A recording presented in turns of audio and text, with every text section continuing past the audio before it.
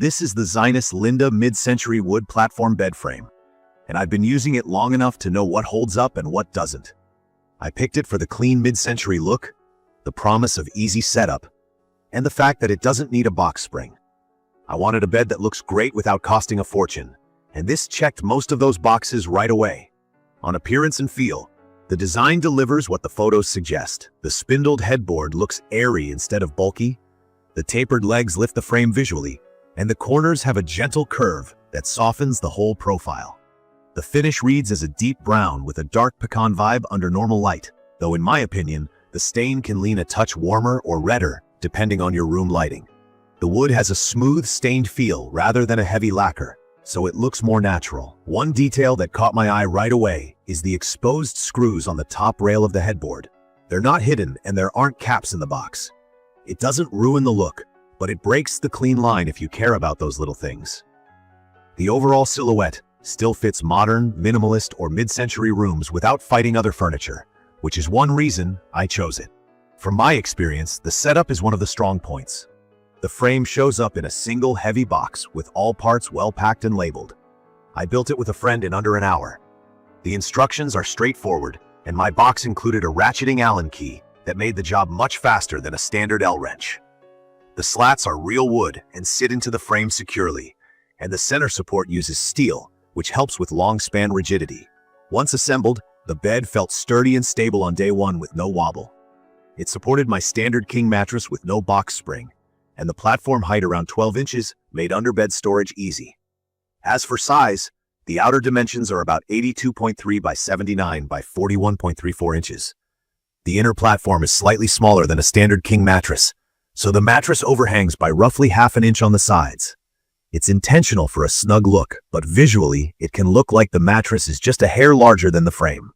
If you're picky about flush edges, note that. Key features that matter in daily use are pretty simple. The slatted base supports memory foam, latex, or a hybrid mattress without extra springs underneath. The frame is solid wood with a steel center beam, and the stated capacity for the king is up to 700 pounds. Which is reassuring. The finish wipes clean with a dry cloth and seems to resist small scuffs. The overall height is friendly to most nightstands, and the headboard is tall enough to sit up against without feeling like it disappears behind pillows.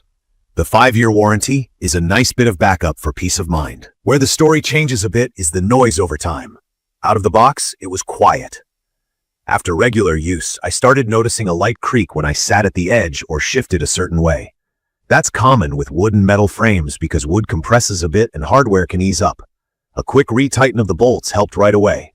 I also added a small felt pad under one leg to account for a slightly uneven floor, and that helped too. I've found that doing a quick check of the joints every few months keeps the squeaks down. It's not high maintenance, but if you want absolute silence forever without touching a tool again, you should know that any bolt-together frame like this may ask for a tune-up now and then. On mine, the creaks don't signal anything loose or unsafe.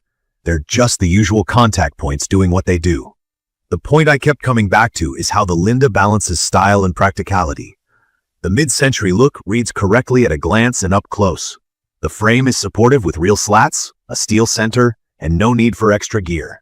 The assembly process is friendly, and the height plus leg shape makes a room feel bigger.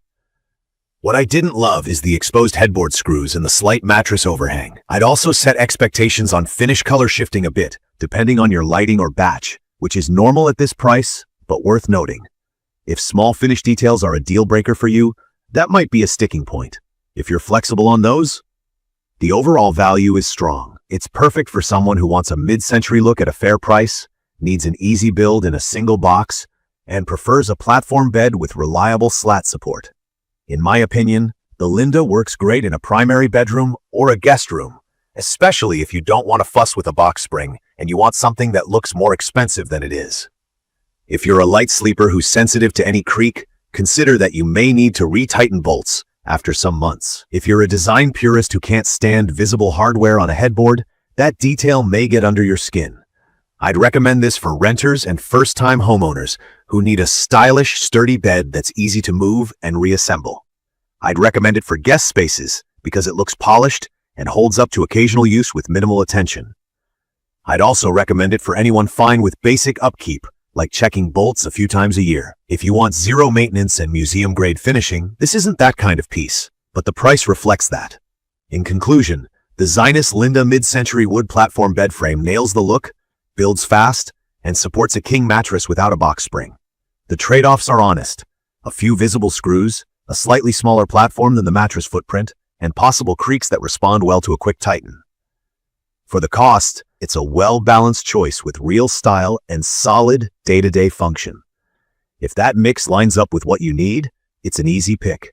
If this video helped, please subscribe to the channel and drop your questions or your own experience in the comments. Thank you for watching.